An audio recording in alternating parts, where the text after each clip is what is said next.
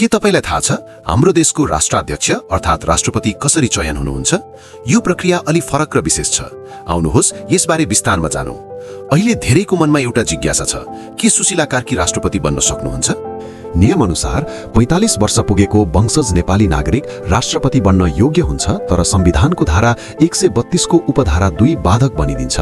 यसले प्रष्ट भन्छ, प्रधान न्यायाधीश वा सर्वोच्च अदालतको न्यायाधीश भइसकेको व्यक्ति अन्य कुनै सरकारी पदमा नियुक्तिका लागि योग्य हुने छैन। त्यसैले कानूनी रूपमा उहाँ यो पदका लागि योग्य हुनुहुन्न। अब कुरा गरौं निर्वाचनको। राष्ट्रपतिलाई हामी जनताले होइन, एउटा निर्वाचन मण्डल अर्थात् इलेक्टोरल कलेजले चुन्छ, जसमा संघीय संसदका सांसदहरू र सातै प्रदेशका प्रदेश सभाका सदस्यहरू मतदाता हुन्छन्। राष्ट्रपति छानिनका लागि कुनै पनि उम्मेदवारले कुल मतको आधा भन्दा बढी अर्थात् 50% भन्दा माथि मत ल्याउनै पर्छ। उदाहरणका लागि मानौ मैदानमा 3 जना उम्मेदवार छन्, राम, सीता र सुशीला कार्की।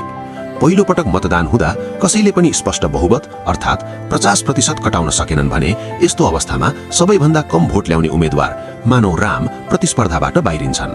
अब मैदानमा 2 जना मात्र बाँकी हुनुहुन्छ, सीता र सुशीला कार्की। यी दुई बीच फेरि फाइनल भिडन्त हुन्छ। यो दोस्रो चरणको मतदानमा जसले 50% को सीमा कटाउँछ उही विजेता बन्छ। मानौ यो पटक सुशीला कार्कीले बहुमत प्राप्त गर्नुभयो भने उहाँ नै नेपालको नयाँ राष्ट्रपति निर्वाचित हुनुहुन्छ। तर यदि यो दोस्रो पटकमा पनि कसैले 50% पुर्याउन सकेन भने के हुन्छ? तब फेरि मतदान हुन्छ र त्यहाँ जसले बढी मत सिम्पल मेजोरिटी ल्याउँछ उसैले शीतल निवासको यात्रा तय गर्छ।